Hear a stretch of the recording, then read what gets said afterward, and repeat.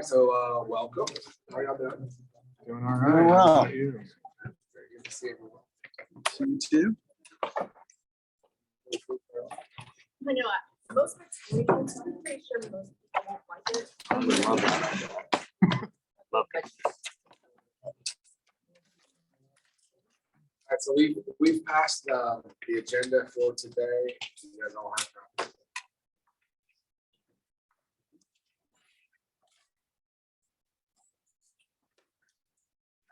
As we discussed last time, most of today is going to be dedicated to you guys finishing your proposal.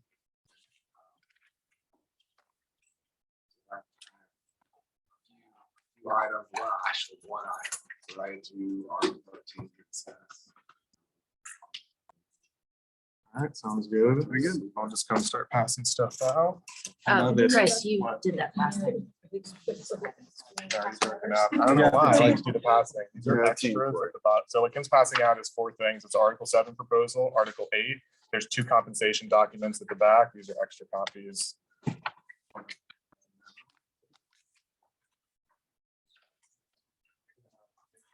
Yeah.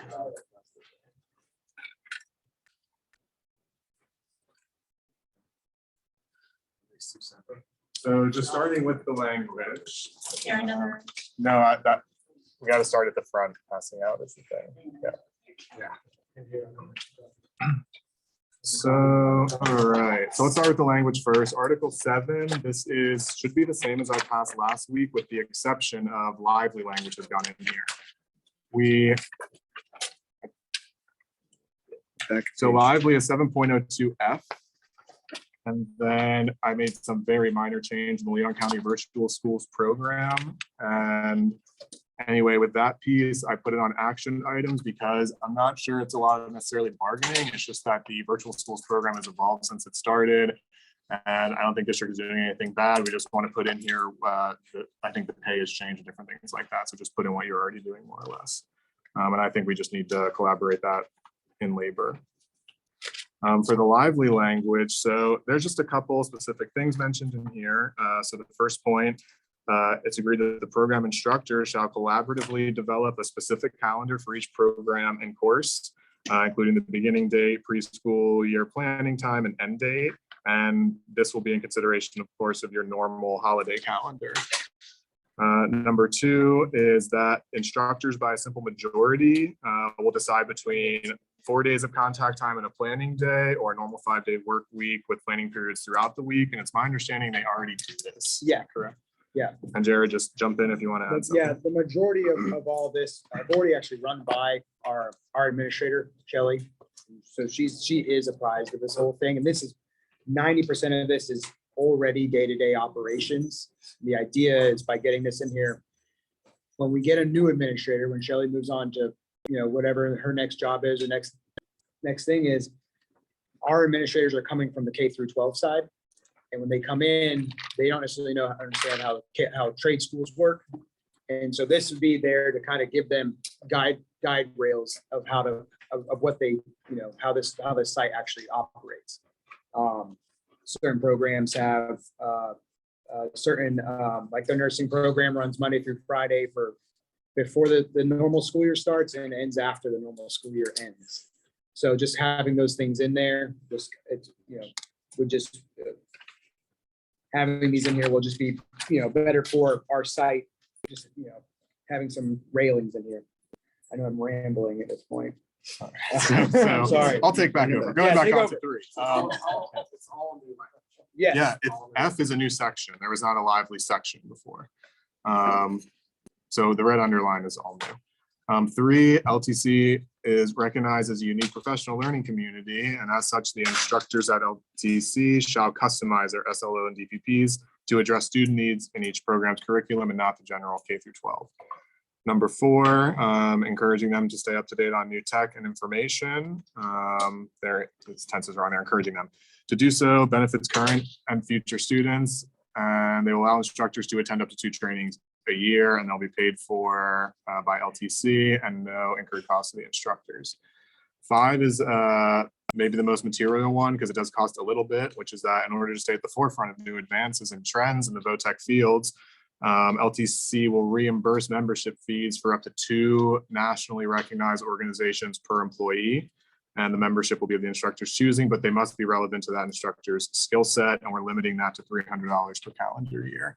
And that's to Jared, you can speak to that. Yeah, there are, so like our automotive department, they have their ASC master certifications to maintain. We have our AWS Welding Society certifications to maintain. HVAC has their credentials and licensing that they have to maintain, nursing as well. Currently, we're paying out of pocket to do that, to stay at the front end, to receive those, the documentations and the new programs, new technology coming out. So we figure since it is school related, that it should be covered. Right. And as I understand, teachers are able to, for free, work towards their recertification through the district's program. And so it's just that the tech people have been a bit left out there and they're incurring this additional cost that the K through 12 teachers are not. It's like they're training. Just to point out, above all of this, where in the Leon Virtual School, I say the district will provide a computer capable of maintaining. Yeah, okay, that's in there. That's a change. Is that already happening is the thing? It's just above it and B of E. It's like E4, B1B. The district will provide a computer capable of maintaining a high-speed internet connection for their entire virtual class. I meant to take this out because we were going to discuss it, but I think it's what you're doing anyway. So you can feel free to do what you, I just wanted to point out that's in there so you don't agree to something on accident that you didn't know was there. All right, that's the only addition today for 7. All those other additions should match last time what we provided to you.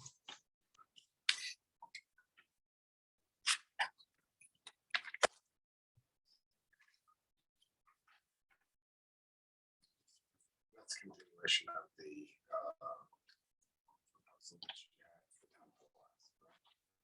Was it time before last? Yeah.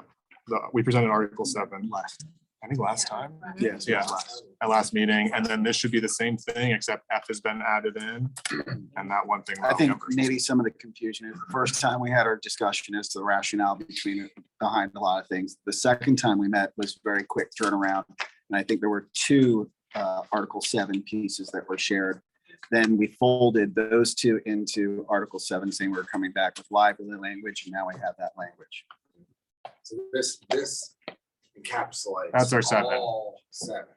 All of 7, Yeah. outside of any discussion that may need to occur for virtual if there's changes in procedures and stuff that are not necessarily captured. So we wanted to do that part collaboratively to figure out if there were things that needed to be cleaned up.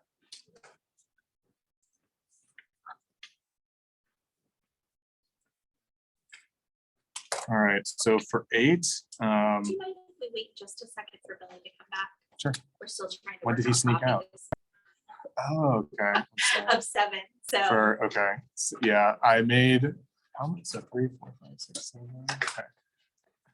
He should be back in just a second. I made 10 of those, but I made 15 copies of the juicy stuff, so there should be enough of the, This stuff? yeah, there's extra of those floating around, don't worry. But I thought the lively language wouldn't be a hot topic, yeah.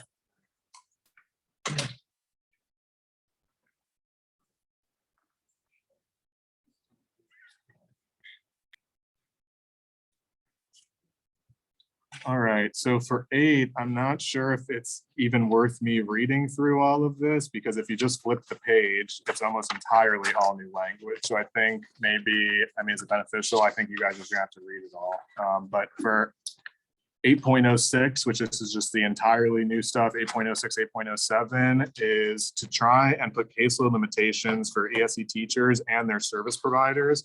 Our new catch-all term for SLPs, OTs, PTs, school psychologists, social workers, flats, everybody, are ESE service providers. That's them.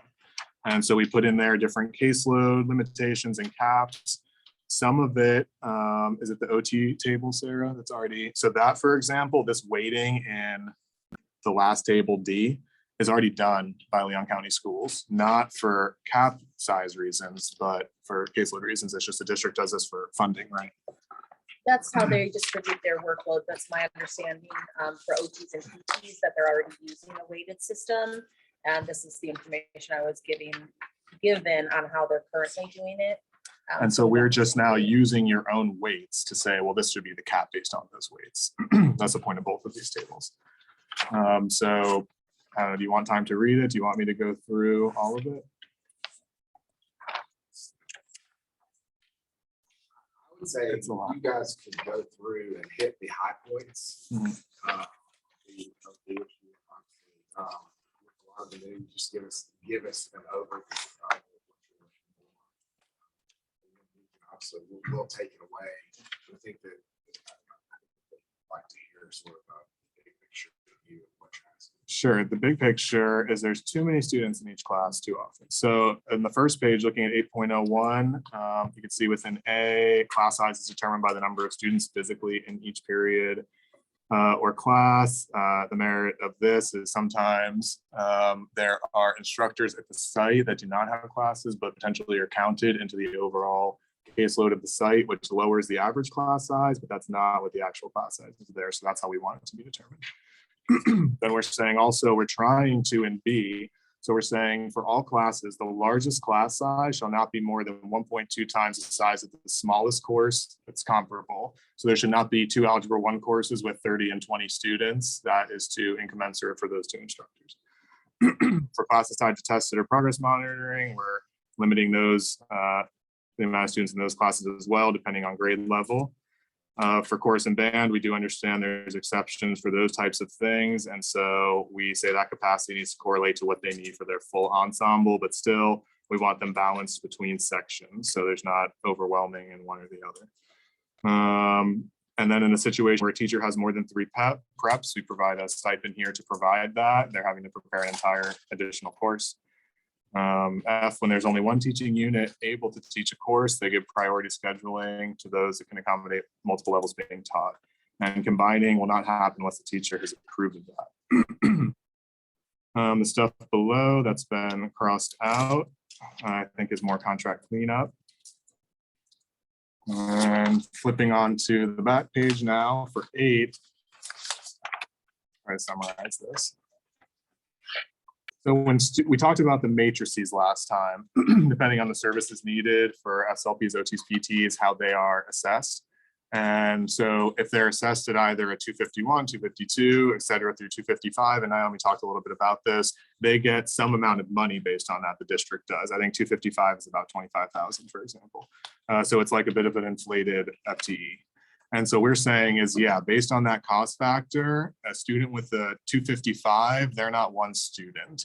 And so if you're saying the actual number of students in the room is limited to 20, but all those 20s are 255s, that's just not going to work is the thing. And so this reweights them to give an appropriate workload to those ESE teachers. Let's see. Everywhere in here, it talks about the caseload limits, and if they're exceeded, there is some compensation for the teacher. Usually revolves around $35 per student. For each month, the caseload exceeds the limit. We're asking caseload counts to be determined on the first workday of each month because they do change a lot from month to month. We don't want ESE teachers being pulled for different reasons, like state or district test administration or covering another employee's class. They have their own work to do. For 8.07, this is now all the providers. So that section was ESE teachers. And now we're in the providers, all these the SLPs, OTs, PTs. I've pulled them out into separate sections. So again, caseload counts determined on the first of the month. 8.07B, we're trying to give these providers more time to do a lot of their administrative paperwork that is required. And so here we're asking them to be exempted from half of PLCs. We do provide an exemption that if an administrator is like, they really need to be at these for whatever reason, they can agree with the employee that they'll be given an equal amount of time and compensated at their hourly rate. For SLPs, we have this table based on the matrix communication domain level of how to assign the weights. And for D, similar with occupational therapists and physical therapists. Kind of the difference here is that in C, it's based on this matrix communication domain level based on services. But in D, it's just the amount of times they're seen per week is what drives that. All right, for E, school psychologists and social workers, for them, the caseload is more revolving around schools. They don't want to be going to so many different schools, and they really don't want more than 1 elementary school. And so if that has to be exceeded for whatever reason, we want them compensated. LATs, they have a different unique circumstance. For them, we're asking caseload not to exceed 80 students. And if so, again, they'll be compensated. G is a catch-all that if we missed a service provider, try to assign them equitably in their cohort and not exceed 5% of those comparable caseload limits. For H and I, these are program specialists for either behavior and compliance. And right now, I think these read the same, but there are different needs from these groups. So I pulled them out in consideration in the future if these things need to be changed at all. And so I know that a lot of this stuff costs money, but part of it is that the ESC service providers in particular have access to Medicaid billing that they are overwhelmingly just don't have time to do because they need to service the students, right? And then at the end, if there's time, they'll do, their Medicaid billing. And so this proposal, from what we could tell from talking with other people in other districts and how they're dealing with it, is that with essentially every hour you're giving them to do Medicaid billing returns much more back to the district and funds for that. And so we're still getting data just to show you of how other places are doing it and what the amounts are, but we believe this is better than cost neutral even, and that given them the time to get into the paperwork, this won't cost anything.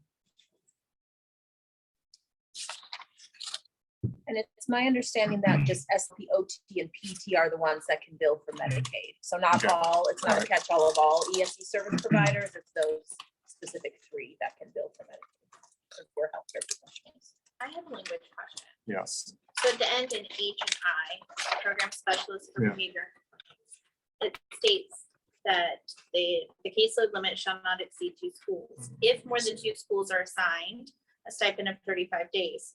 30. In no circumstances Yeah. will more than 2 schools be assigned. 35. Yeah, I see what you're saying. It should be $35. Let me So see. either we strike the second It's sentence per or the day. third. Yeah, it's the second sentence. Yeah, Okay. because I know you guys are not going to allow stuff like that. Yeah, that's correct. Thank you for that. And that's the same in H and I. So you're Right. wanting to keep if more than 2 schools are assigned a stipend of $35 a day. This should be per student exceeding the limit based on all the other language. I'm saying I messed this one section up. $35 per student will be provided for each day which they are assigned. And then strike the last sentence. Yeah. Yes.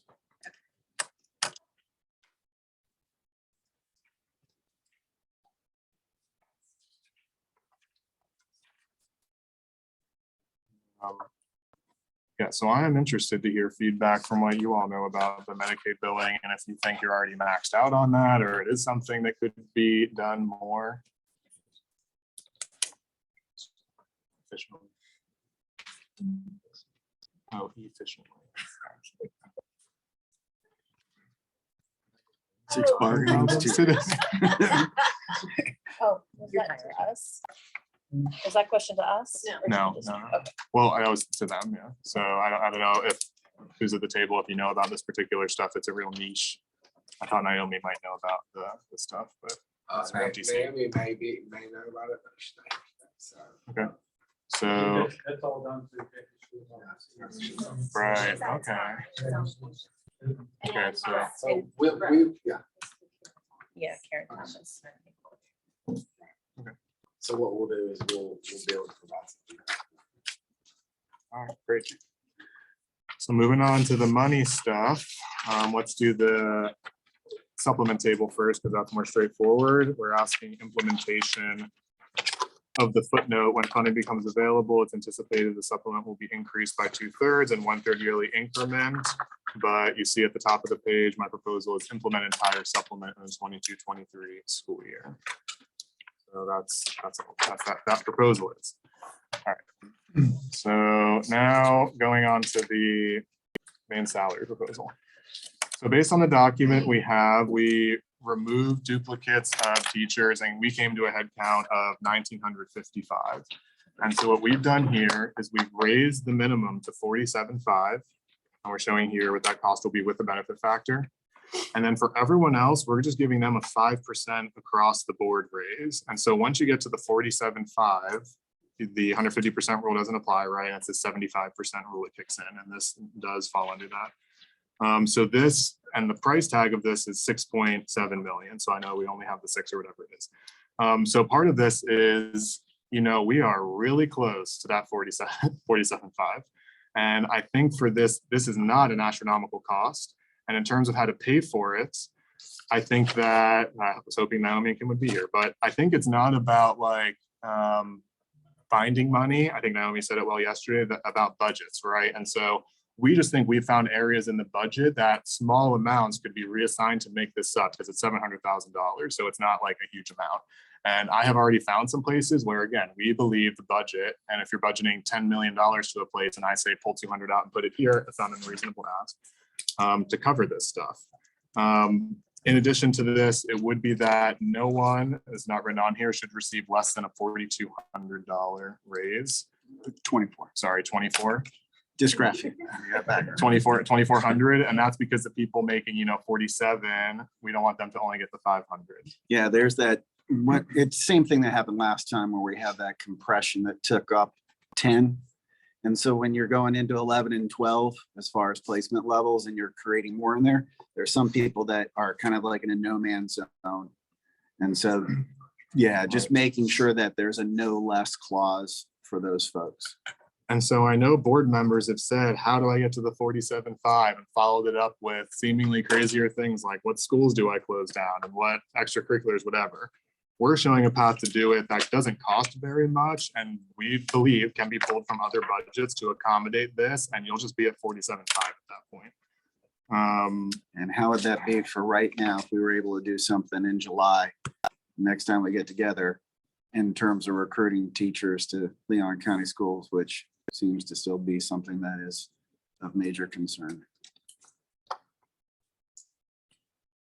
So something to consider. Can you Yeah. walk through your math there so we can understand how you're getting, we're essentially taking $6.1 million and it's taking us to, applying that amount is taking us to just less than $1,000 off from 47.5. I'd like to understand how you guys are distributing the money so that you feel like you're getting 75 and still meeting the requirements of law. Which law requirements? We don't need to meet it if you had 47.5. Yes, I mean, until you get there. So the point is, we would get to 47.5, and that would then mean that we have to meet the 75% rule, which means that the largest amount that goes has to be 75% of that has to be what the beginning teacher salary gets. This puts you right in that sweet spot of making sure that you have within that 75% rule. So other districts in the state have submitted their 47.5 at the same time. They're moving to the 75% rule, and the DOE has approved that. So we can get you this handful of basically districts. Some saying have done it. Contribute a greater amount of money to get us to an amount that would allow us to be at 47.5, and then the whole would then no longer be subject to the 100%, subject to the 75%. That's how the DOE is interpreting it based on what other districts have submitted. And so that's how we came up with this. So I mean, I get what you're saying. I don't know. I guess I'd like to see a breakdown of your math. Sure. I mean, we can do that. I think that, what is your head count, for example, that you're using? Yeah, well, you have to pick one to do the math. So what's the one you're picking, though? I'm just literally. I'm not asking what it actually is. I'm just saying the math that you guys have done for your last proposal you gave us for 27,1800. What was the head count for that? So roughly 22. Right. So ours is 1955. That's probably the difference right there. But we don't understand where that's coming from because the 22. Yeah, because the actual staffing from 21, 22 was 1955. So there weren't 2,200 teachers. So the document that you provided through the public records request, when cleared up and cleaned up, came to this number, which is the number that, but that's where, when we requested, how do we build our budget and what kind of counter we could provide, that's the information that was given. That's the information we used. So I mean, so that sort of explains the difference then in some of the numbers, because it's off by like 300, right? Yeah, that's definitely part of the 250. Well, it's not 300 because it's never 2,300 because when you go into Skyward and you clean up based off of the PID numbers, it's never 2,300. It's 1950 to 2250 is 300. And then we were at 2250 when I said our TC. Sure. So that's where we were. That was the actual count. So I guess our question, All I'm getting at is we're open to seeing, to finding ways to do this, right? But the numbers have to be real numbers and not Sure. pie in the sky numbers, because 300 is, especially when you're talking about $2,400 at least a head, 300 people. so yeah, no, I understand that. So what we're asking for then is, so you're saying the TISA, when you submitted for TISA, that's kind of where you're saying those were the numbers. So where's that Excel list? So we do the cleanup and find that, no, okay, it's 2250, then that's what it is. But the list we've been given, we remove duplicates is 1955. So just give us a different list. $720,000. No, I'm not arguing the cost. Yeah. I'm saying 300 people difference. Yeah. At a minimum of $2,400 is $700,000. So Yeah. that's really what we're looking at in terms of this. So your number, we were off by 700,000, really we're off by 1.4. Right, So- I understand that. So Quick again, question seeing the then. headcount. The argument has been that the district has less students. Like we've lost students and that we don't have as many students. But your projections are maintaining a staff that shows that we have that. And those are ARP funds that are submitted to that to cover that cost.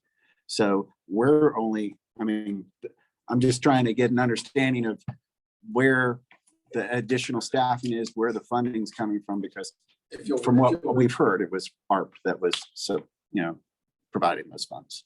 If you'll remember back when Kim has talked on numerous occasions about where the money is, right? She's mentioned the fact that we have held schools harmless in terms of staffing. Mhm. And we are still staffing, schools at the same level they were before, and actually added positions despite the students not being there. All right, so we are still staffing as if we had those 2,000, and in fact, staffing as if we had 2,000. But do you realize that from this side of the table, the people in the classroom, they don't see whatever that is. Their numbers have not changed. So I'm not sure where those So, yeah, staffings are, but they're. Some of those positions that have been added have been related to, finding lost kids and providing additional counseling for kids. Well- Billy, do you guys want to speak to where some of those additional positions?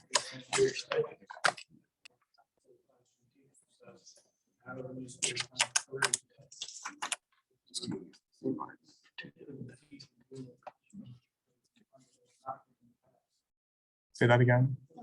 Every school is gonna be added 3 instructional positions as interventionists. They are Okay. not used for class size reduction. So that's 3 teacher units that every school, elementary and one high school. will receive. So it's about 150 personnel for that. Just for that. Right, but that, Well, I would say that when we're saying hold harmless, based on our enrollment numbers, the teaching units assigned to each school should have been lowered. They have not been lowered, and that's regular teaching units with students assigned to them, in addition to some of these interventionist positions. And we have been funding those through our ARP funds, because assuming that the class sizes were smaller, the students were gone because of COVID. So we were able to use that funding. But at some point, and that's what is coming up, we have to get back to a regular staffing where we're staffing based on the number of students we actually have and not the students that we had 2 years ago. So that's where some of those discrepancies are coming. And then there's some level of site-based management that's getting to choose where some of their units go. So, how they've used them in the past has fluctuated between schools based on their unique needs and student populations. so what are the interventionists doing in like 10 words? Calling small group, working with students.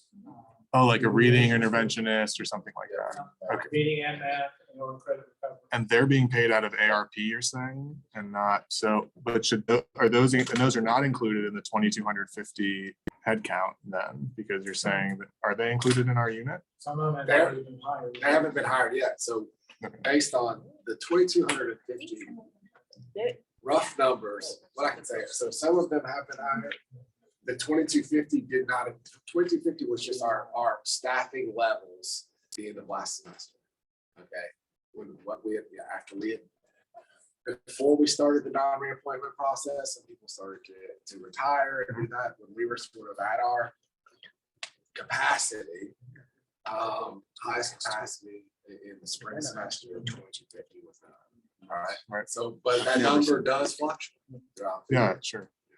All I'm saying is that there's a big difference between, shooting, it's easy to make your numbers work when you're using a 1950 number, which is probably the lowest number of teachers that we have during the course of time, right? Versus what's the most. Again, we just took the spreadsheet we were given and removed the duplicates, and that was 1955. So if you had given us another spreadsheet, the number would have been 2,200 or something. So just show me that spreadsheet. I guess you're saying the TSIA. I mean, that's fine, and I'll remove the duplicates and have a look.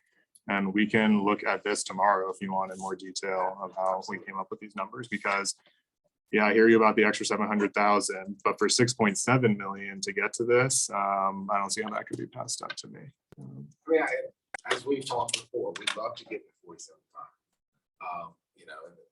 The math didn't work earlier in the year when we were looking at 2,250. It didn't work. We're short by like a little less than $1,000 to get there this year. Right. So if you see ways to get there, by all means, we're interested in talking about that and making that happen. All right. Yep. It's just a matter of. So my question is, are you saying that the staffing plans for each school have remained the same? Even though we've lost students, that you didn't pull any positions from the staffing plan at each school? And as far as the interventionists go, those are new hires, even though we already had those at our school. We had 2 teachers that were pulling out students, but now we're saying that we're gonna hire 3 additional interventionists at each school, and that the staffing plan for each school has remained the same without change. Is So- that what you were, did you just say that? So they have changed, but not Okay. related to the enrollment, the student enrollment and class size factors. So that's what the hold harmless has been. So there were interventionists given based on CARES 2 funding. They weren't always being utilized as interventionists. Some were being used as teachers with classes assigned to them, again, like site-based management decisions. That funding ended at the end of last school year, which meant either something had to be done with those positions. So instead of them going away, they were continued using ESSER 3 funds. And in some schools where they weren't being used as interventionists, they are now being utilized as interventionists to make sure that we're meeting the requirements of the grant. So no, it won't necessarily be net new positions. It really depends on the school and how they were utilizing the staffing that they had. So that doesn't mean that there weren't adjustments made to staffing based on other factors. So staffing is a very complicated thing for us to just talk about in 5 minutes and explain it, but I can tell you that based on the COVID-related student drop in enrollment, that the district has been working to ensure that staffing remained at a consistent level, which is why class sizes are the smallest we've seen in many years. Now, there may be specific people that don't agree with that, but when we're looking at elementary and middle and others, the class sizes across the board are small. And I do think that there was something mentioned about teachers without students assigned to them being factored in. And I think that we had that discussion a few sessions ago about how it is that teachers have to have students assigned to them to be included. Where did it go? So Oh, yes, he's mobile. isn't that, Um, is that so correct? The way that Focus reports to the state for class size, I mean, there are things that tie to it. First of all, it's the teacher name, the number of students in the course, and the actual physical classroom that they're assigned. So for example, if I'm gonna use a vocational class, if I'm teaching a carpentry class and I have two different levels of carpentry, the same period, let's say carpentry and carpentry 3. Both of those students, I've got 10 in one and 20 and 15 in another. They are combined in the same classroom, so I can't cheat the system and say there are 2 separate periods. They combine them and say that there are 25 kids during that time slot in that physical classroom. So that's how the state calculates it. Before they did that, schools could kind of get around, well, that's 2 separate courses. It's counted as 2 separate periods. It's really only 10 and it's really only 15. Right. It's combined together. But for it to be counted in the class size, the teacher actually has to have students assigned. When did that change? Just, I mean, roughly. I don't even think. Probably when they first couple of years that they put out the class size amendment, there was some finagling and they closed all those gaps. And that's probably been 12 years. So Okay. as long as I've been doing a master schedule in high school. Now, also too, though, that they go by average and not every class is considered in the class size calculation. Right. And so, Only courses that count towards graduation or credits in completion, like for example, band and chorus and vocational are not part of the class size calculation. And there is no class size restriction on those courses. for the interventionists, are they assigned any students? It depends on how they set it up. A lot of times what they will do, the interventionist will go in and 6 kids have been determined that they are at this particular level and have this certain deficiency and skill. And they will go and pull those 6 kids from a class during the school day at some point. But they're never officially signed to Billy Epting, the interventionist. They are still to the homeroom teacher or to whatever period they're being. And so then also that interventionist is not using calculating, like they're not using the average of how many teachers per students. They are, that interventionist is nowhere in the class size calculation at all.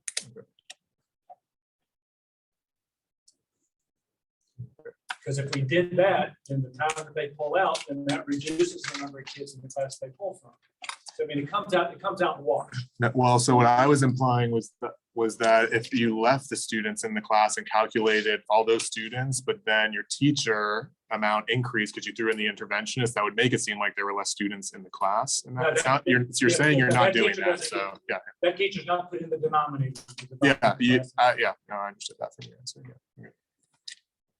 So the bottom line is that we have not reduced the number of teachers. We've not done like some other districts and done layoffs or anything along those lines. We've Right. maintained our staff levels, in fact, improved our staff levels, which ultimately has impacted us and our ability to get to 0.75, but at the same time, it's none of us wants to see a net reduction in the number of teachers that we have. Yeah, okay, I'm interested to see do you take monthly reports of the teachers? How often do you take a snapshot of what the actual teacher count is? Said we do a regular basis for tracking out NHR. CIS report to the state to determine how they're reporting to the state in terms of numbers. Yeah, that would be Right, helpful. but, yeah, most of the numbers that I'm using are based on snapshots in time. When you need them, yeah. Are SLPs considered NOTCPT's teachers of record?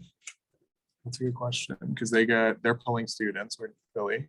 Say that again, I'm sorry. So like the ESC service providers, they are not teachers of record because they are pulling students like interventionists. That is correct. That's correct, okay. All right, does anyone else have other questions?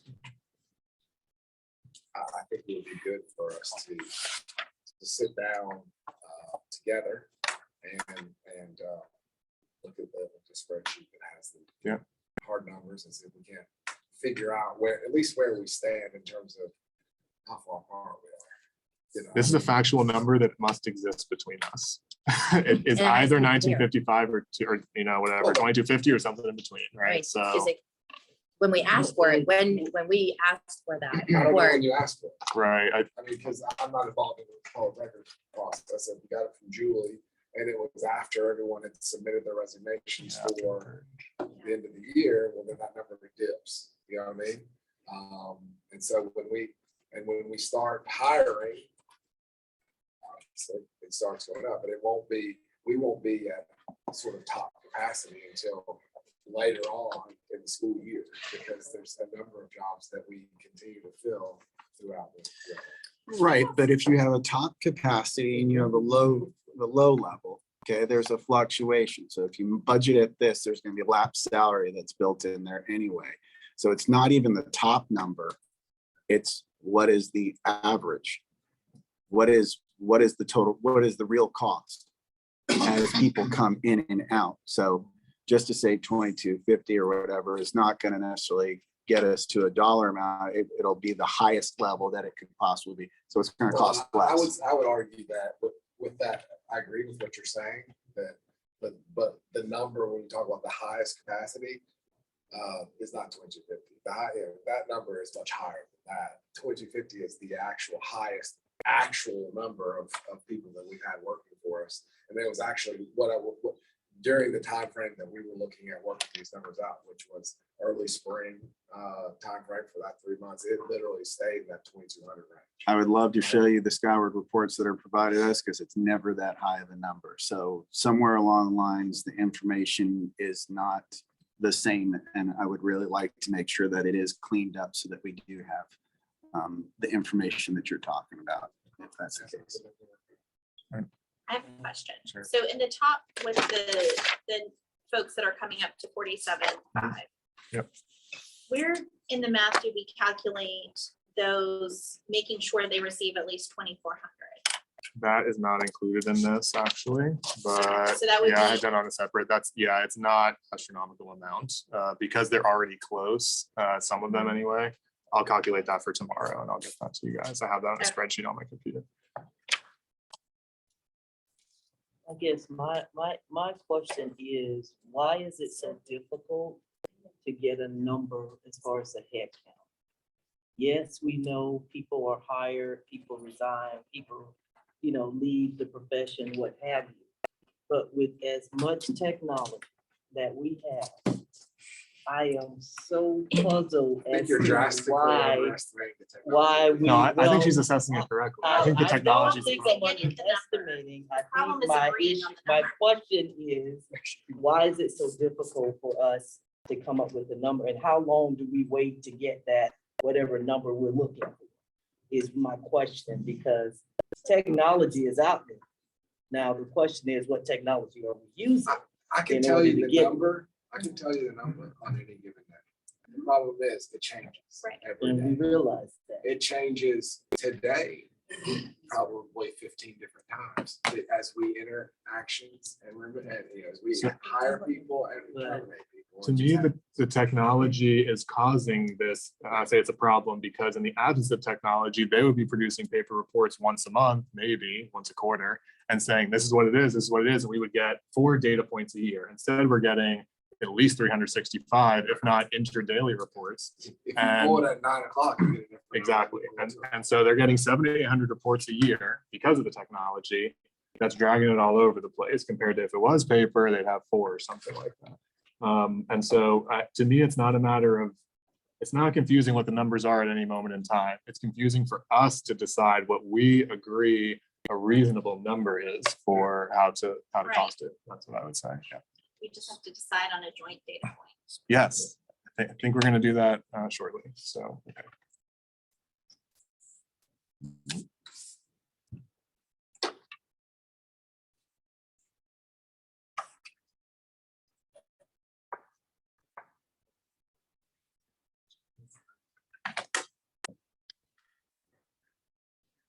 So for the second section of those over the Sorry, say that minimum, again.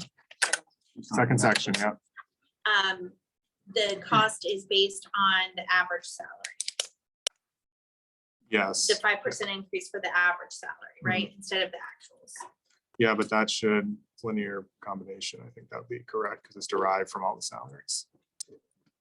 But yes, that's. Yes, Based off yes. of what you guys provided of what Right, their of what their salaries are salaries Right, right understood, now. understood. And their I'm just hourly saying, rate, it's- Yeah. So the idea is if you give a percentage increase rather than a flat amount, we don't add to compression yeah. stuff. We start to allow folks to go ahead and have a little push out instead of, we're still following the rule. We're just not doing it with flat amounts. We're doing it with percentages instead.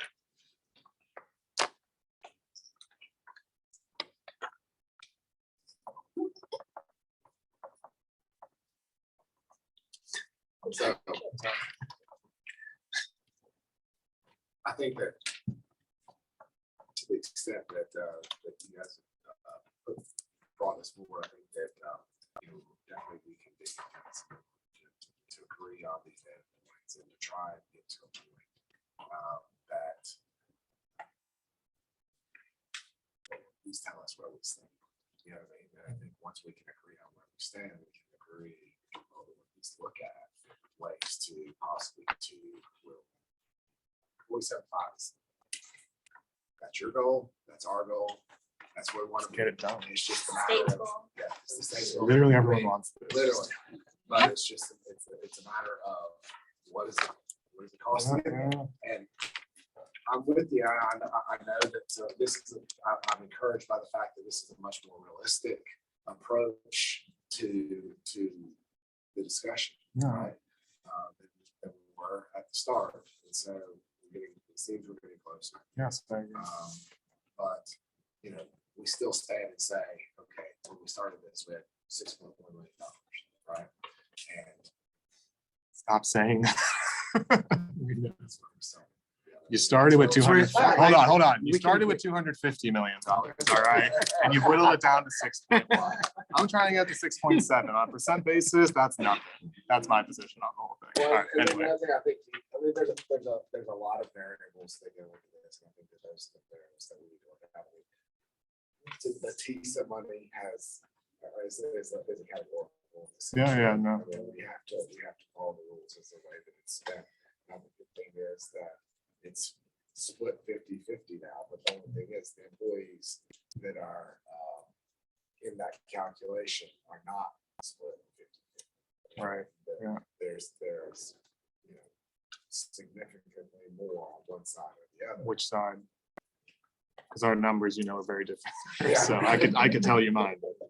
Mine are actually pretty close to half and half. It's more in the veteran side. Do you know what yours are? It's more in the I veteran. think there are slightly more. Right.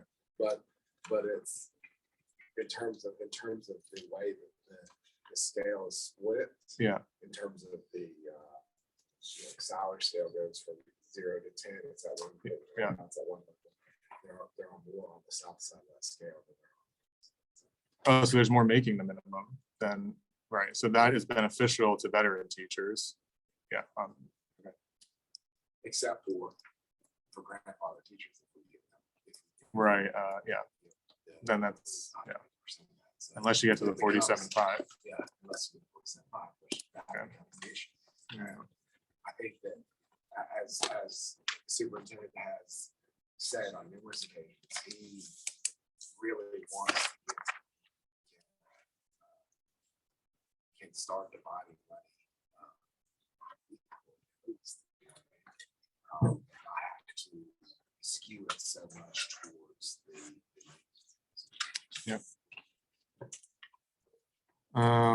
So we talked about January's FTE count, right? Coming back to the table. Are you interested in putting something in writing about that regardless of all this? But with teeth that says like, if there is an increase in FTE count, some percent is the minimum that would go to LCTA. Because it's, we can come to the table all the time for things. We can, send a demand and bargain to get to the table. We don't necessarily need to have it in there. But if it says like, yeah, if it goes up, you will get a piece of that, that would be meaningful, I think, to see. When we talk about that. Sure. I mean, it's one of those things that I need to take back to the. Yeah, sure. and have a discussion with them.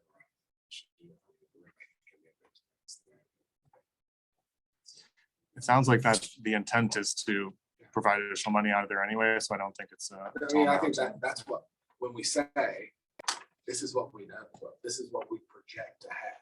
Now, that could go one way or another, right? For us right now, we're committing to a projection.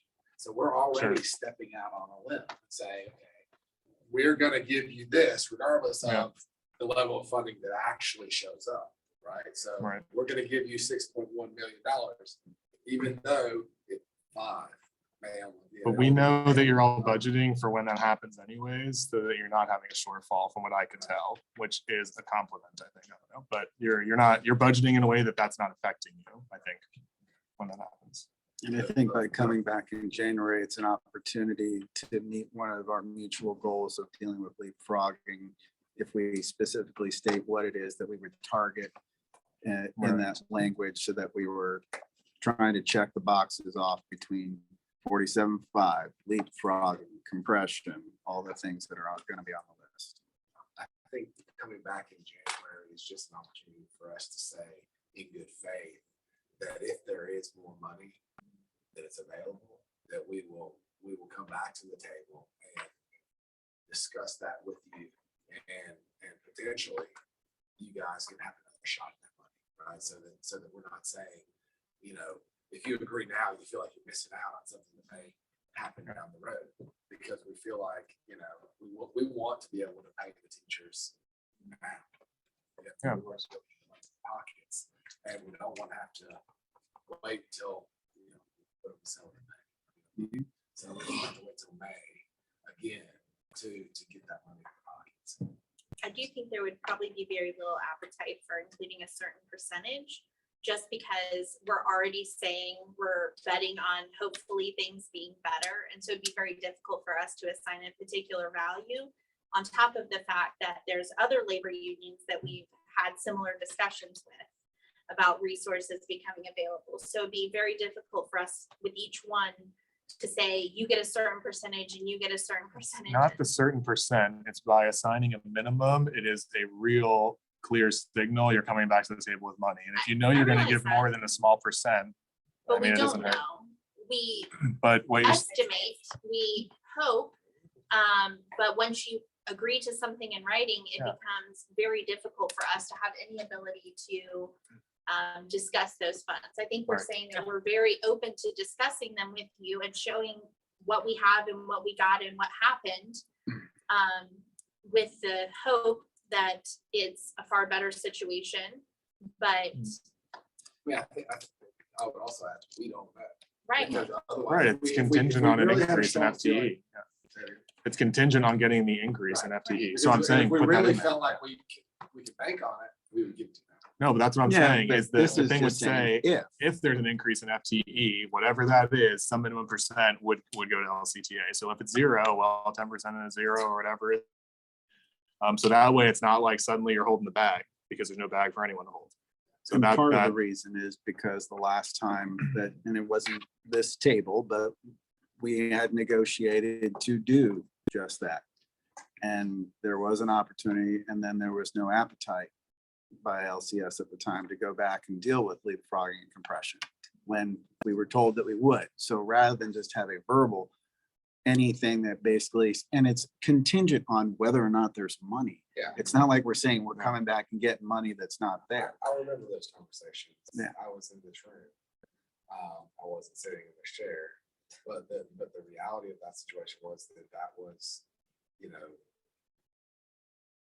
a year into COVID, and there was so much that was going on at that point in time. We had no clue where we were. And so, you know, coming back to address leapfrogging, you know, it wasn't intentionally dropped to the wayside. I think that there was other focuses, right?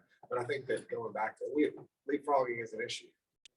We acknowledge leapfrogging is an issue right now. Our hands are tied as it relates to leapfrogging until we get the 47. and I don't think we would be resistant to agreeing in writing to come back together. I think it's agreeing to specific percentages or specific dollar Right. values that presents the Would- struggle. No, I understand that. And to me, I hear your intent and that's fine. You're hearing about the distrust from the past. I hear your explanation, but the point is, from my perspective, I can issue a demand bargain letter whenever and get to the table. So I don't know, this doesn't, just to be blunt, doesn't really give me anything, right? And so then the point is the distrust from this past year, again, I hear your explanation, okay, but for the rest of them, you have a zero cost, zero risk way to say, hey, if there is an increase, we got you. You don't have to say it's half, put some percent on it that if your intention is not to give 5%, well, then why are you saying you'll take us back to the table if it's there? Yeah, sure.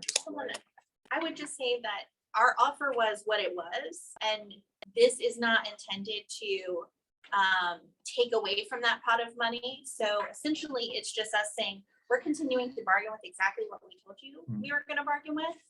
This is an extra. So we're not Sure. asking you to bank on your compensation based on that future promise. We're Absolutely. just saying, we want to work with you. It's in our best interest to have happy, well-compensated teachers. And so we intend to work with you again. And we're willing to agree Yes. to that in writing, but to ask us to agree to that extra step, I mean, again, we're not trying to take anything away from. I understand that completely. And I'm telling you, the needle to thread is that the teachers hear you, but it feels hollow from last time. And so what I'm trying to just help you with is saying it's a no. If the intent is provide any amount of money, put some low percent on it to show them, yeah, if there's an increase, we are going back. You don't have to do that, of course, because of all the reasons you're saying. I'm just saying that is, I would also argue this. Go back the last 15 years and show me one year when we put more money in teachers. It's not the same thing. It's not. as this past year, you're saying. Yeah, no, I hear, I mean, as any 15 The years, you're offers saying, that sure. are that's on the table right now, this is a significant offer. And we're not saying, no, you're not getting anything. That's not what we're saying. No, I- We're saying, we've got $6.1 million. And if we feel like, and as the action comes in, if there's more, we're open to talk. I am trying to help you message the teachers better is what's happening right now. Forget it. I don't care. Okay, we'll go back. Building on both sides. Yeah, I That's what hear- we're also saying. I And agree, think I it's not agree with just that. us, I'm trying to that's- build it first. But If it's fine, you don't have teachers to- can see, you keep saying this is all we have. Yet, I'm just trying to understand in my mind. If you're saying this is all we have to offer, then what's the point of negotiating? Because we're saying one thing, you're saying another, negotiation is meeting in the middle. You have different figures, we have something different, so at what point do we get to the point of listening to the teachers, listening to the bargaining unit, understanding that if there's a divide, how do we get the information that we request so that we all have the same numbers to work off of? That's the problem. There's some So- internal discussion about. Yeah, do you want to give us that language in caucus? Do you have the evaluation language? Can Or I think we I, probably need a caucus, yeah. just Do you want- add something small too? Sure. Two things. I just want to say that, I think as a collective, we appreciate the attempts at collaboration and kind of working towards a more productive relationship too, and making sure it stays that way, because I think we're, doing good things. But I think there's still, from the teacher's side of things, there is still a lot of distrust about what is said and then what's followed through on. And I do feel like we're in a good place and we're making great progress and moving towards, common goals and everything. And we hear you and we value that and we appreciate it, but having something in writing like, Chris had mentioned, I think would just go a long way to reassuring all the teachers that you guys are serious, and it's not going to be an instance like in the past where we felt like things have been said and then it hasn't been followed up on, just to think about. And then the other thing, before we do caucus and before you guys present 13, I just wanted to go back to the Medicaid really quickly, if that's okay. I wanted to clarify that, so the people in the district who can bill for Medicaid, Psychologists can bill evaluations, OT, PT, SLPs can bill for evaluations and for services provided. We can only bill a Medicaid, obviously, for a child who is Medicaid eligible. So it's not all the students that we provide services to or all the students that we evaluate, though it's only those that are Medicaid eligible. The other issue with that is we cannot bill an evaluation for a student who is not an ESE student. So I do a ton of evaluations every single year at the elementary level to, see if the kid is initially eligible. If they're found ineligible, I cannot bill for my evaluation ever. If they're found eligible and, they can qualify, then eventually I could bill for that evaluation. But so we do, it's not that every single time we're going to evaluate, we could get that Medicaid funding for. So that's just something to think about. And as we're looking into Medicaid further, another thing that either side might want to look into is to see the difference in like the frequency of billing from the site-based ESE providers, so the school sites, OTPT, versus the SLPs who are at site and have different duties and the teacher duties and all of that additional kind of burden a little bit or workload. I think it'd be interesting to see if there's a difference in the occurrence of billing between those parties. What I'm hearing is to have some kind of committee discussion with Kathy and some other name I heard earlier, and Karen Thomas. one of yes. you maybe, to try and figure out all these details. So Yeah. to go along with that, when you were talking about those changes, you mentioned that they were cost neutral because of the Medicaid billing. Can you provide the information that you guys use to determine the cost of some of these language changes that you? Yeah, we're building that in a way that is presentable right now, but Okay, yes. good, because then we'll be able to review it along with the compensation section. Sure. And will you all provide us the same information as to how you do the building as far as Medicaid that you're using so that we can see if there's a. Yeah, I mean, we can do a, We don't have any estimations of it based on the language you provided. so we'll do a public records request asking I mean, what, we can provide yeah, reports. and yeah, public what you records billed, related to what it, you've received but- in billing, this kind of thing. Yeah. Sure. But let's, So let's try to. one thing I just want to put it out there from the very beginning, just so that people understand, as we've discussed, our philosophy as it relates to Mark was to tell you exactly what we had and to come back and to leave it with you. Yeah. And then you guys decide how you guys want to split it up. Mhm. We didn't come out and say, we've got $2 million. Yeah. And then you guys say, we want 10, no, we've got 4. Yeah, we got got 12. some, no, we want 6. No, we've got $6.1 million, and it's been the same Yeah. every single time we've come back to this table since May. Right, Okay, and so when we talk about negotiations, we're not pulling your chain here. We're saying we've got $6.1 million, and we're willing to spend it on teachers. You guys tell us how you want to go. Okay? right. And so. Well, that's- Feelings, I don't want. No, exactly. We're trying to be Dude, straightforward I know, and not deceitful and play games. yeah, I'm with not regard to thinking that's numbers. happening. It's a difference of how we approach bargaining. How I approach it as a taxpayer is provided $250 million to this district, and you all decided how to budget it.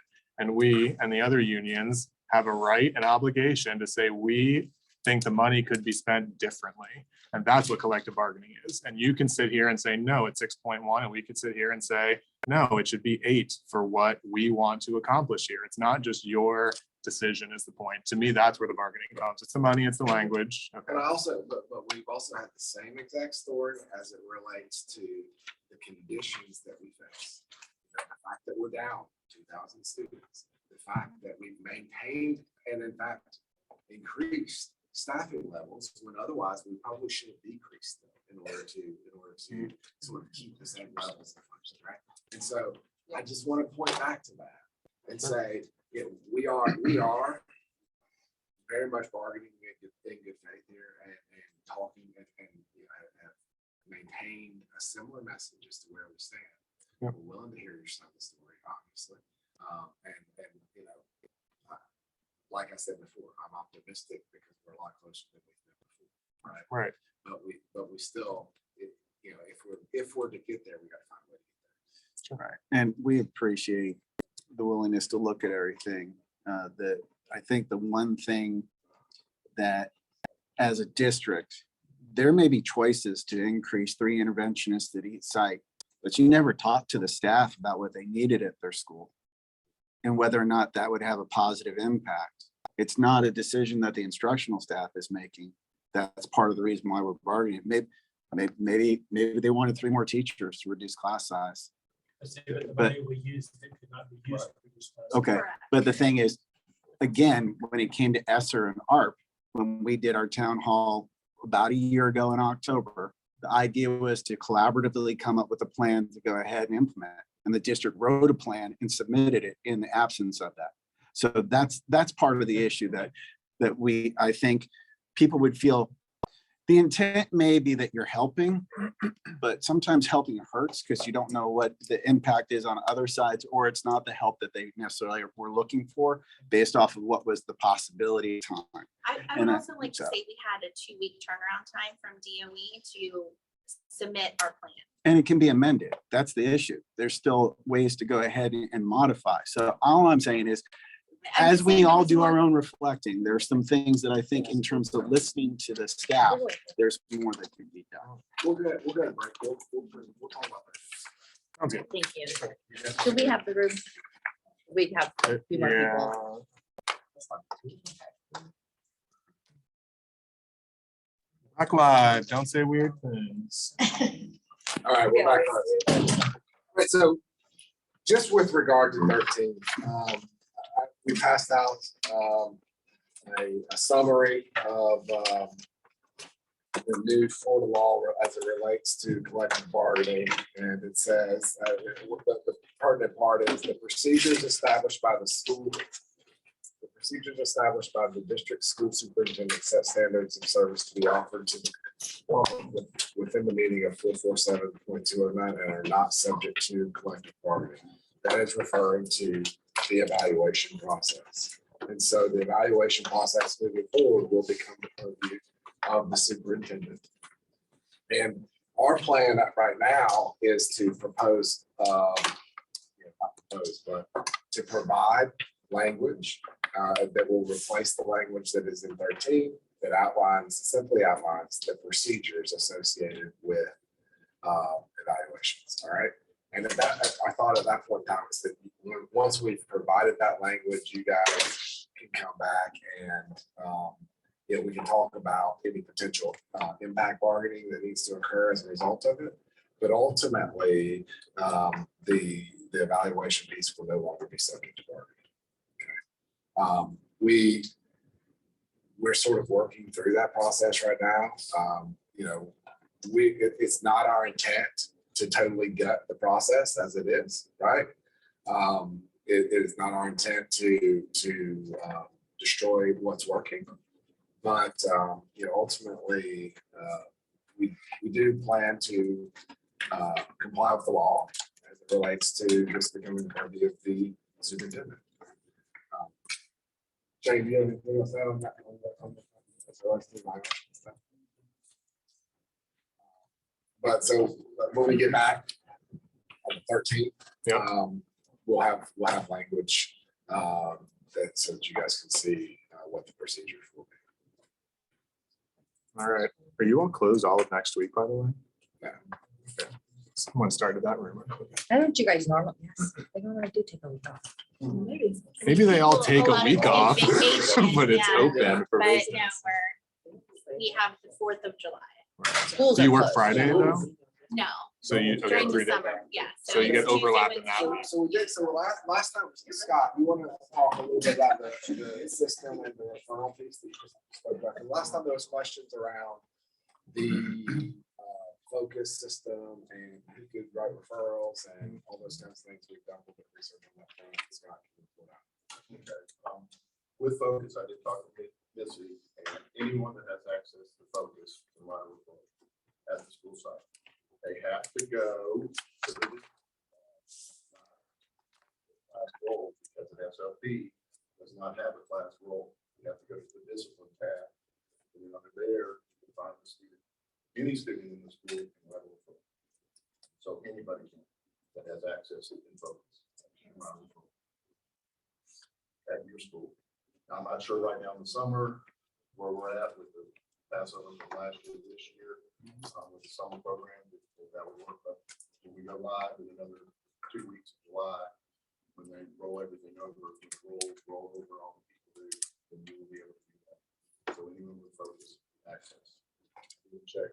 For all students at the school? You could write up somebody in 8th grade. that Okay. was in the hallway. You just have to go to the discipline. Discipline. tab And find them and then go in and write a referral form. If they're not under your class rule. And that will be effective by, Well, no, that's already in, but it's been in access. You can been able to do that for years since focus has been here.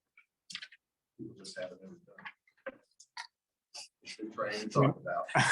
Just gonna say, Knowledge I don't is know, power. training. yeah, I'm gonna check. It's been trained and told that this, now that might have been your APA was told it, you, or was it training with Missy, with Focus? I don't know where, but everyone can go. As he said, there's not a person that can go. Not limited. As long as they got access, We should put that out in the communication. not everyone has access. to Focus. But yes. That's part of that. Very helpful. Thank you. The attendance part is part of state and computer system can't go in and change parties or late because that is part of the teacher's responsibility. They can't, we can't, as an administrator, go change something that you're responsible for in your class. Like you're supposed to take attendance every day. They don't have a system where they'll allow them. Rules are, as I said, they can't let you, we can't go in and automatically make it 3 days. Or do this. It's just, you won't do it, and plus teachers are supposed to be responsible for doing that. And not every school does it. Not every school makes 3 and changes to 4. So the system, but you were talking about tardies, delays, and all that is really supposed to be controlled by the teacher, and done by him. Is that the same for referrals? Referrals can be changed, right, by admin. A teacher can write one thing, but Yeah, I'll have to they check as change far it. as editing, yeah, I mean, editing or. Without they can add contacting the comments. I don't know if they can change They change the what you codes. write. They change the codes But they can- the without codes, they can notifying put the what- teacher. Right, they can put what. If it's an ESER, I mean, where it falls, or what the discipline is, or what they code, they put it up. Yes, that, administrator does that. Can change that. So does Focus have the capability of counting every third tardy and just putting in a late? No, she said it would probably be able to do that, Okay, but they don't, that's something the computer's not supposed to do. That's the responsibility of the teacher, because physically, the computer, we're now overriding what some teachers may have not done correctly. And if you do it incorrectly, go back. She said, teachers' attendance, they never have gotten into doing that part of it, automatically overriding teachers. We're not supposed to. You're supposed to take attendance every day. You know that kid was late, you know that kid was tardy. The computer doesn't know that. So the when- system does override itself. So for example, if I take attendance in the first 5 minutes of class, And that's the other problem too. You Right. Do it the first 5 minutes, and you mark it tardy at the end or something. It's a whole computer issue too. yeah, because if I take attendance at the beginning and mark Right. Johnny absent, but then Johnny checks in downstairs, the code is automatically overrode to a late or tardy. Yeah, or it's a tardy, yeah. They it can't automatically- We have to change. Yeah, we have to Right. change See, it. it's Like still part of automatic. your I mean, we can't even responsibility. change it. We have to email them to ask them to change. Well, Mhm. It has to be, it's a communication thing, and it's also an issue because not everyone takes roll at the beginning of the class. If you don't take it at the beginning, then it becomes an issue if you do it at the end. It's a whole, I'm thinking that the problem, especially in secondary and especially in the high school level, because in the middle school, it's, again, Right, attendance is right. late, whatever. But at the secondary, high school level, it's saying the teachers are having the frustration of having to count how many, so you have, it might be 9 weeks, right? They have to go back and just scroll through and go 1, 2, 3, like, oh, and then they have to email this person is now considered late. Could you put this code in as late? So it's like they don't even have the option to put in an L. So Right. they can go, okay, the next one, 1, 2, 3, L. I'll bring Missy in for that. But it's Okay. Basically, Yeah. So I think computer it's just the high cannot- school. Right, but the problem is, if you don't do it in the first 5 minutes of class, Yeah. then it causes another whole issue. You're Yes. doing it at the end of class. Okay. And so when you add all the high school teachers, and try to figure out. Yes. Now it's telling all of you to do it this way. And we Yeah. know So I have That's a gonna quick be question. difficult. So if it would be too cumbersome to have it automatically change. Could there at least be a notification that this is the fourth, like some multiple of four? Yeah, Every we, I time it gets think, done. I think it's a Because discussion. we can that have with would her. help a lot, like instead of us again for an entire 9 weeks, like, oh my gosh. Maybe like Okay, a this is small the group. 17th part, Is so, it- all right, is it I gotta four wait targets? again until. Yeah. It's a fourth target. Yeah, every 4 targets, so you have to keep checking throughout the 9 weeks to figure out where you are, we try to keep some separate system and Right, track it. I'll get her this way to explain it So to then, you in detail, because it is an issue with computer runs. Go ahead, Shane. did you have access to change the target? You can ask. Okay. Or a notification, and if not, is there a way to make a notification for every four? I think Or it's every, and. or every target after? I think Yeah, it's every an tardy after and. 4, like count how many Does tardies have it to is. be- does, you know, Well, they keep changing that too. So one time it's like, okay, every fourth, and then it's like, okay, it's after the first 4, and then it's every 1, and then it's like, okay, now we're back to every 4. So I'm just saying. And- Which goes back to what And automated you is. need to ask her, you need to ask her that, is every high school, would have, It's not at every high school. Right. Well, this is just a No, that's the notification. issue. I don't think every high school's doing Why that. they can't change the purpose, because when you change the purpose, you change. Site-based, that's another Yes. site-based decision. Yeah. Attendance, But if it's a But I need to ask her that. notification, that's not So- a big deal. They're just notifying. I guess So it's that's, not at every high school that's worth that way? No, I don't think that's. what isn't we can ask her. attendance in high school legal? That's legal, right? Yeah. So we have to be careful of that's a legality reason that we Yes. shouldn't, Yes. So it should be the same. in every but high it's, yeah, it should be the same. in I every think it school. is the same. I don't that's know just that- something I that- don't You know are how- supposed to I take don't the know how first they 5 minutes of every class. Yes. Every day, but Yep, but again, and just double checking, when you say when you change it in focus for high school, it would do it for middle and elementary as well, or No, you're just no, saying? If we change the process, yes, it would probably have to, it would do it for all the schools, it's one big focus. Mhm. So it's. Oh, okay. It's a. so probably more of like catching how many tardies this kid has.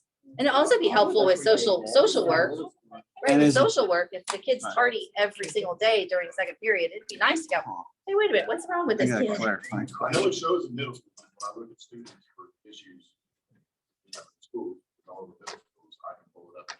Definitely shows the targets all the time. Right.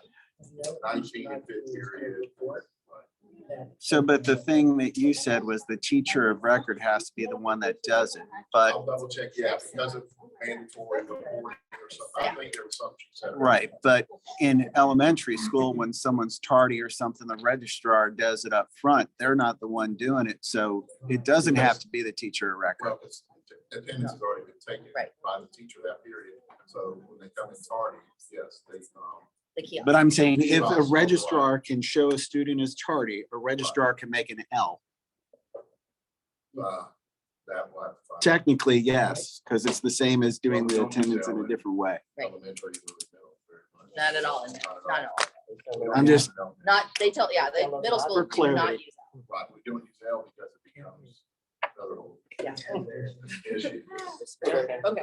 So we'll Thank you. follow up on that, and then one other thing is just another housekeeping matter is just we have an issue with the supplements. Okay. So, there's 67 that were being processed. We did not pay supplements in some time. Exception in this case, we're gonna try and get paid.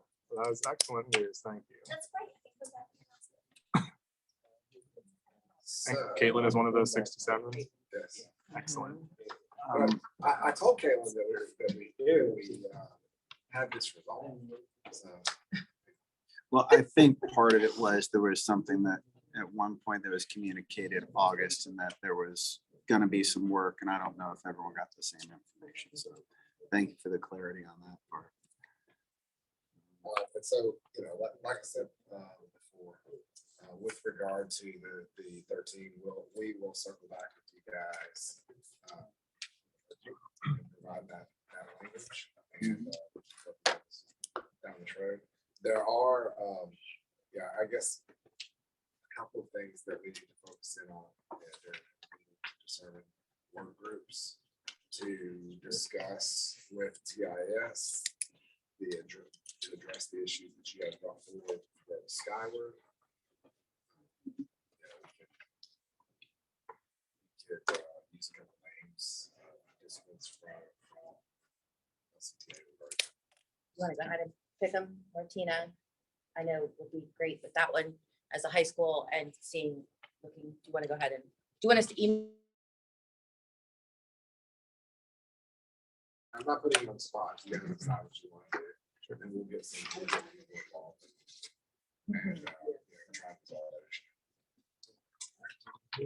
And then, you know, like we said before, I think getting to a common understanding of numbers, right, will help us in terms of salary. Now, the question I have, didn't really address, I think readdress this piece, the supplement piece, because I guess I'm unclear.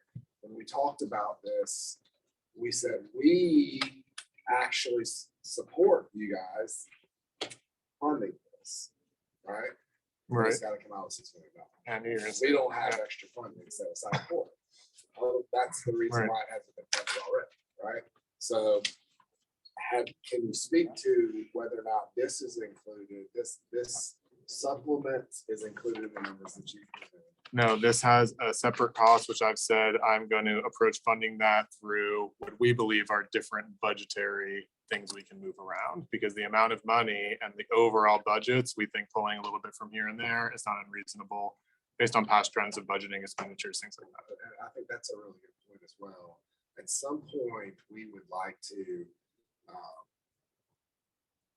get a list from you guys. When you talk about proposing different funding levels and different, you know, budgetary funding levels and moving money around. Do you have ideas in mind? I have specific, yeah, I have specific sub objects, so I'll share that with you. Make sure that those sub objects are not categoricals Yeah, that are restricted. You know, yeah. we can't I'm- fund I'm, salaries out of schools. You know, But you all understand that assigned doesn't mean anything because it could be reassigned by the board, right? Categorical is Some, restricted, yes. but assigned is, it's whatever. I mean, you're so maybe we reassigning can stuff talk all the about time. that as well. Yeah. You know, I think that as we work through coming to an agreement on the baseline, you know, Yep. the numbers, and I think that can help us to get to where we need to be. Right. I don't think intentional at all, but the number discrepancy, we do a PRR and Julie submits that. She didn't get that from you. I assume she just created that on herself. So maybe this is the issue, that if she had just asked you, you would have said, well, actually, that is not going to have a correct number count, right? Well, also, I think that the list that you mentioned, having to go through and eliminate the duplicates, the list that you get through TIS includes all of the assignments, right? So Right. the person is split 4 times, they're gonna. That's right. There were 3,000 duplicates. Yeah. And so. Hourly. Yep. And then they also includes their hourly assignment and all that. So, you know, that complicates the matter, right? But I think that,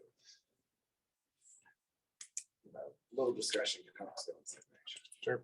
I would say that, you know,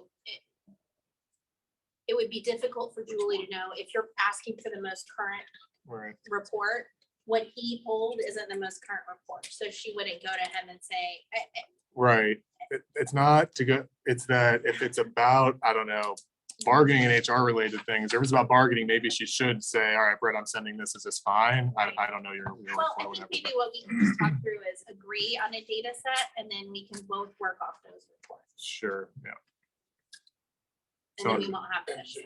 like you said, it may be the average. You know what I mean? Yeah, right, yeah. Or you know, it may be the average of the next months or something. And we can pull reports retroactively, snapshot in time 6 months ago, right? If I wanted that.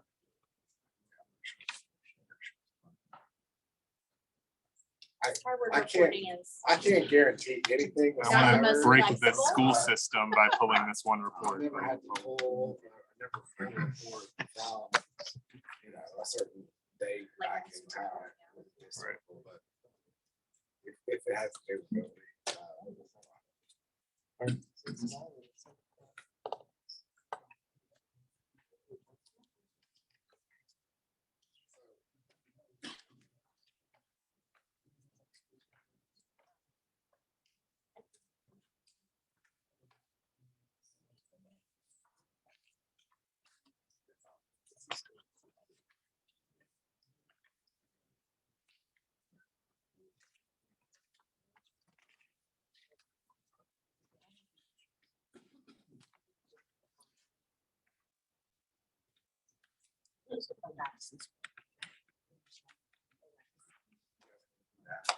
I think so. Anything else? I just think more questions, comments. At our standing labor relations meeting, we'll kind of address some of the information that we need. I think that there's an opportunity for us to talk tomorrow about and dig into the numbers a little bit, agree on a common data set. You know, that's gonna be, I think also need to involve finance people in that common data set so that we can agree on where we stand and the split. But, yeah, I think that's for us to, because it's just not, you know, it needs to be more of a work group. Yeah, sure. Type of a setup. And then go back and share with the greater sort of where we're at. I agree. When do you think you guys would be able to get us some of the cost information related to the language changes? So that we can do a total review. of Sure, I'll- costs? I'll give an outlook to him tomorrow, but like a final document with everything in the next week, I would think. Okay. Yeah, that's fine. Are you guys working next week? Yes. Okay, so sometime next week. Yes. All right, well, thank you guys very All right, much for thanks. the time. And once again, we are looking forward to trying to have an agreement that will, one thing I'd like to point out is the board approved the pay increases for 10/10 last night. And so I'm really looking forward to the point in time where we can get them to approve the pay increases for FCTA.